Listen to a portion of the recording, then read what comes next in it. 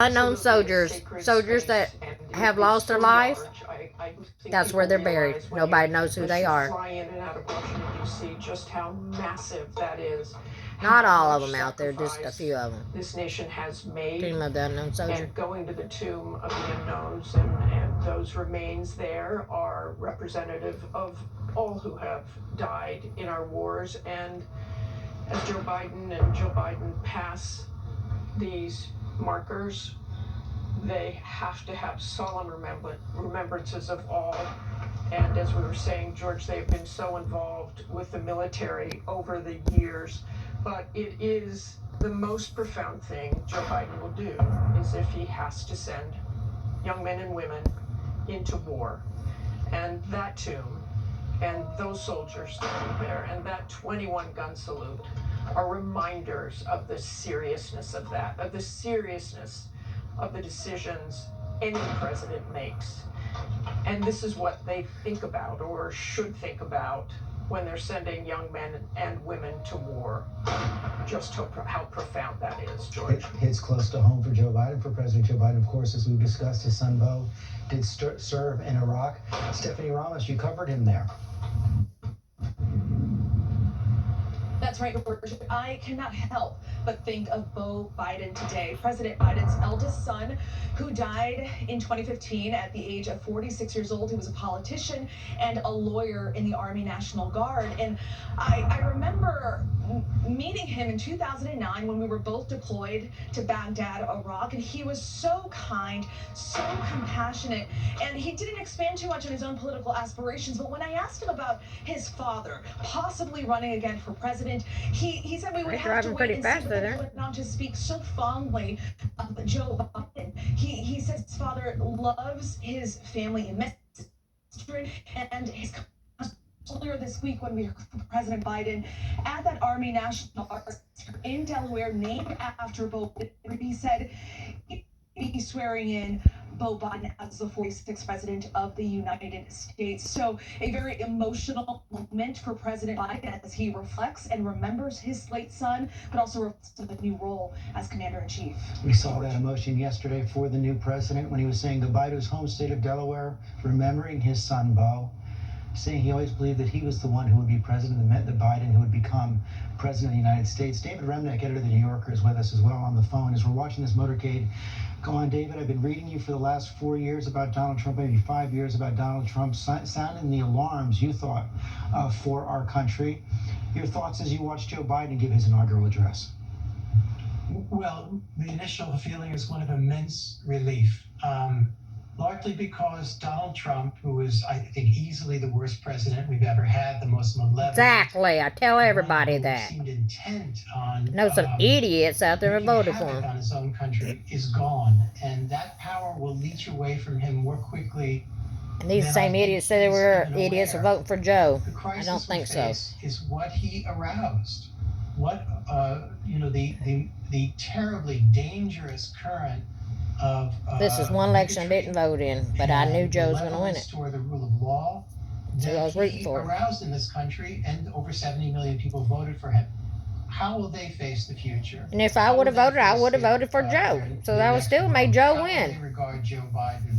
The reason I didn't vote, folks, because I was sick. I got Alzheimer's and dementia, so I don't get out there as much anymore. We saw just how horrifying that crowd could become inside the Capitol. Still got enough sense to know which one's going to be a better president. Members of Congress, real threat to our democracy. And now Joe Biden has to face the task of healing that democracy while also holding all those responsible accountable for what they've done. This has always been the enormous burden of democracy in many ways. You just can't put thousands and thousands of troops on the street and then protect democracy. Democracy has to be protected. I knew Trump wasn't right in the head. Institutions with work that's even more difficult than any military or police force can provide. It has to happen inside of people's hearts and minds. And the question is, will Joe Biden and many others have the wherewithal to not only halt a pandemic, not only right an economy that's been jolted so terribly in people's very real lives, but to alter a kind of information space in which lies have become so prevalent, that as the authoritarian rubric has always gone, when nothing is true, everything is possible. That's the world we lived in the last 4 years, a real authoritarian attempt. What can a president, you're so right about that, but what can a president do about it? I guess we saw it beginning in the inaugural address today. Well, he can begin by being decent. He can begin by being truthful. He can encourage currents of truth rather than falsehood. That's a beginning. One man, one woman is not able to do this all by themselves. It's incumbent on all of us, all institutions, whether it's the press, whether it's schools and universities, to face things squarely as they are. That doesn't mean that disagreement and debate, even extremely tough debate, will disappear. But we have to face a world of truth. Otherwise, we are sunk. It is essential. David Remnick, thanks very much for your time. Lindsay Davis, we're seeing the president now approach Arlington Cemetery. Inside the grounds of Arlington Cemetery, we saw those acres and acres of graves. Yeah, you see how massive Arlington Cemetery is and just how much it spans. It has about 400,000 graves, and that really gives you I was like picture of what 14 or 15 years old when my stepfather Gary Garner took me to Washington to see that, Washington D.C., you know. Went to Maryland and all. Cemetery. Of course, COVID is a top priority for the Biden campaign. As it's been stated, he plans right away to have that mask mandate on federal I grounds. thought that was in Maryland. I could be wrong. That's right outside. Days. Of course, Dr. Fauci has said that currently we're at about 750,000 a day. So in order to reach his goal, we'll have to get to about 1 million a day. The ceremony right there. Of course, David Muir, when they hit 405,000, that will match the number of Americans who sacrificed their lives during World War II. Shows the scope of the challenge that Joe Biden, our country, is facing, as even his own aides are warning. It's 3 that unknown soldier graves. I think it's 500,000 3 by there. next month. Yeah, and we heard the president say today in his inaugural address that we are facing, and we've heard this before, but to hear him take time in his inaugural address to remind Americans that we are heading into what could be the darkest period of this pandemic, that things could very well get worse before they get better. He walks into a situation now where he will have full better access than to get the worse, information. I know that we were talking with the new head of the CDC. You were talking with her, George, on Good Morning America. They believe that his goal of 100 million doses in the first 100 days is achievable. Dr. Anthony Fauci has also said he believes it's achievable. But this president walks into a situation and a pandemic that is 1 year in this country, 1 year to the day from the first confirmed case. And we're dealing with 400,000 lives lost and the very real possibilities, you point out, that these numbers are about to get much worse. Looking out across the Potomac there from Arlington Cemetery, the view from the Arlington Cemetery at the Tomb of the Unknowns. You see that wreath there, we laid by both the president and the vice president, Kamala Harris. A somber moment this afternoon before the president gets to work. Oh, I'm sorry. I said 3. It's only 1 there. Byron Pitts, it hits you. Try to remember that. George, Guess I saw 3's plots there. I was thinking it was 3. I think is the best evidence today that with the pageantry of our democracy, there's also pain. Freedom has never been free. There has never been success in our country without suffering, without sacrifice, and that's what that cemetery represents. I was thinking about the history of this moment. 1863, Reconstruction started, a great time. 2 years later, Jim Crow started. August 28, 1963, Dr. King gives his I Have a Dream speech, a wonderful, uplifting moment for our nation.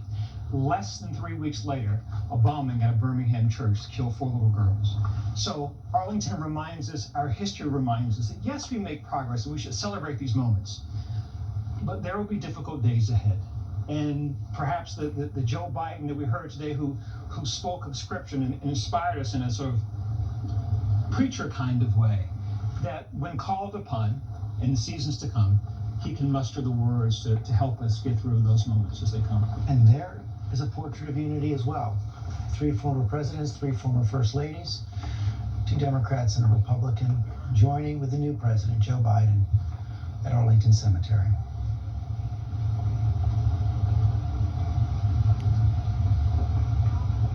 The Clinton, Bush, I think. Obama, Michelle. So clear, Cecilia Vega, so clear that the Biden Trump should have been here. was intent on proving that the country could be unified in the wake of our divisions. We started out, George, today talking about this being a theme. It's bigger than that. I don't really know how to convey how much bigger, because it's not just every drumbeat in his messaging, it's every optic that they have tried to put out from the first stop that he did yesterday at the memorial there at the reflecting pool. It was about extending this message to the country as a whole, that we are one, and together we can get through this crisis that we are living through, this moment, horrific moment that we are in as a global community. And now we're seeing this hand in hand, former first families, friends, people that he has relationships with, and the people that I talk to who know Joe Biden well say this is how he will govern. This is not just optics for the day. This is what you're going to see going forward, that he can pick up the phone and call Mitch McConnell because he is a friend, because he has known him for so long. And I think given the division that we have lived with in our country in recent years, and a lot of people are saying it's time for that change, that this is a healthy thing that people have been craving and wanting to see. But Rahm Emanuel, the only people you can call now who might understand what he's going through are the men we're looking at right now. Yeah, there's no, I know we're all talking about unity, and I would just say the loneliest moment for a president of the United States is when you have to not only make the decision to send troops into harm's way, but then greet them at Dover with their families by yourself. And all you have to provide is both your heart and your hug. And so these are the individuals that understand that in that Oval Office, it comes down to one person. You make a decision, and you bear the consequences when you see that decision at both Dover and then at Arlington. And so while this is, yes, a picture of unity, of bipartisanship, etc., it is also about the lonely journey a president makes for the next 4 years. If you look at every note of every president in the desk, and you going back to Reagan, it talks about the incredible opportunity and responsibility that comes here, but also the loneliness of that office. And this moment is going to capture some point, we don't know today, but over the next 4 years, that lonely journey a president makes alone. One of the reasons it's so lonely, Chris Christie, so difficult a job, as Barack Obama often said, by the time the decisions reach the desk of the president, they're the closest of close calls. Yeah, no, you see that all the time. When it gets to a president's desk, it means that a lot of really smart, experienced people either couldn't figure it out or felt like it was so monumentous a call that only the president could make it. And so, that's what makes the job both extraordinarily exhilarating and extraordinarily burdensome at the same time, because every decision that you make can be one of great consequence for the country. And the men who so far have taken that position, I think, completely understand that only once they get in that office and in that job. George, President Kennedy once said, a president makes a decision between bad and worse. In this moment, we're going to celebrate the people that defended freedom and democracy, because when it comes there, it's bad or worse. But when those decisions, George, get put on that person, that's when you really tell what kind of president they're going to be. Well, that's what I have to press you on. I'm trying to be respectful here, but I want to press on this point. We've been through 4 years where decisions were not made in that way. No, listen, we have been through a time in these last 4 years where, because of the president's personal behavior, he has diminished even the good decisions he's made, even the decisions that he made with the best of intentions for the country, and that turned out to be a good result for the country. What I said to him over and over again in 4 years is, your behavior obscures your accomplishments, and ultimately, if you continue, will diminish them. And I think that's part of what he's probably living with today as he flies back to Palm Beach, is the realization that that's one of the ways that history will judge him, when they're not looking at purely just the substance of those decisions. Sarah Fagan. Well, I'm watching this and thinking about what it was like for President Bush to leave office. He was not popular at the time. Not at all. But because of his decency, because of the way he handled himself, he has improved his stature over time. There was at one point a campaign where billboards were popping up around the country that said, "Do you miss me yet?" And, we see his heart in the way that he engages on that podium with the other presidents. That means something to people, even in the darkest hours of Iraq, where people were very unhappy with the decisions he made. 10, 20 years later, they come back around. I don't know that President Trump is going to have that experience. Terry Moran, by choice, President Trump is not standing there right now. It is a choice that he didn't want to be part of this. It was a mistake for him in the eyes of history. He'd be a bigger man if he'd been on that platform, doing what all of his predecessors did. The Constitution put him in the Oval Office. He's disgraced himself. Making history on with this that day too. and on other days. But we've talked about the divisions. Arlington Cemetery itself, a place of healing. It was Robert E. Lee's plantation. Slaves worked those slopes. The Quartermaster General of the Union had lost his son and said, "I'll turn Bobby Lee's front yard into a graveyard." And now it is our hallowed ground where people of all backgrounds, our heroes, are laid to rest. The nation does heal. And Doug Emhoff and Dr. Jill Biden have just arrived. Right now, soon we'll be seeing the president and the vice president to come and lay that wreath. Chris? When you made a point this morning, very early on in our coverage, about watching President Trump fly away on Marine One, and then it reminded you of Richard Nixon. And I've thought about what you said that day. This is the distinction I would make, which is not going to be a good one for President Trump.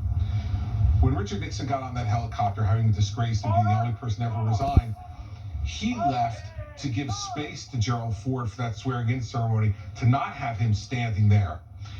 When Donald Trump left today, that was not the reason why. It was for himself. You're exactly right. President Biden there at Arlington Cemetery.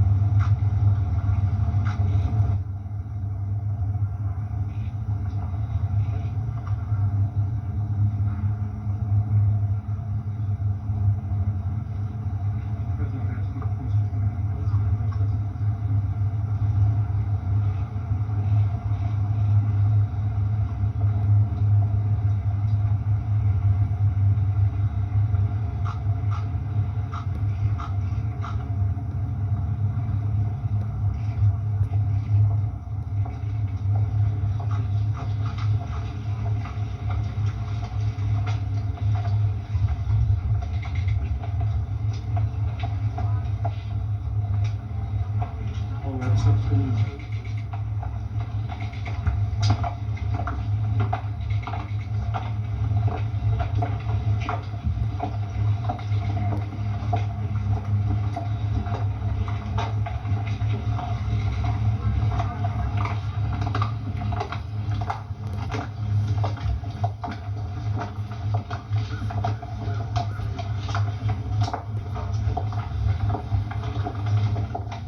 President of the United States, Joe Biden,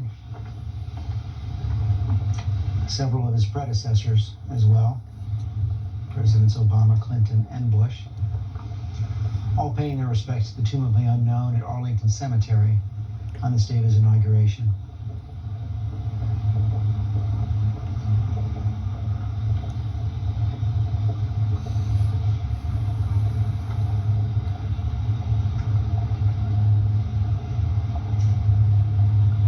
We know Beau Biden is never far from the thoughts of President Biden, and David, a photographer for the USA Today, captured a remarkable image at his grave. Yeah, this was really powerful. This is from Greenville, Delaware, and while Joe Biden was delivering his inaugural address, President Biden, this man in a blue uniform kneeling at the gravesite of Beau Biden at St. Joseph on the Brandywine Church there in Greenville. He was solemn. He kept his head bowed, both before, after, and during the speech. He stayed afterward, his hands clasped. It's not known if he was just a member of the community, if he has a connection to the Biden family, but the tribute was powerful.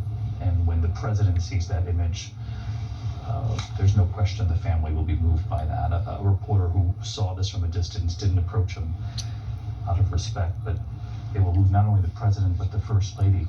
And I think of her too while at Arlington. She has already said she'll return to joining forces, the group that she worked with former First Lady Michelle Obama on military families when they return, their needs in this country, and then she'll get right back to work on that project. That is the scene, Arlington Cemetery, on this inauguration day. Coming up, we will have will be a very different inaugural parade, basically a virtual military parade, a short review for the president before he heads into work at the White House. We're going to take a quick break and we'll be right back.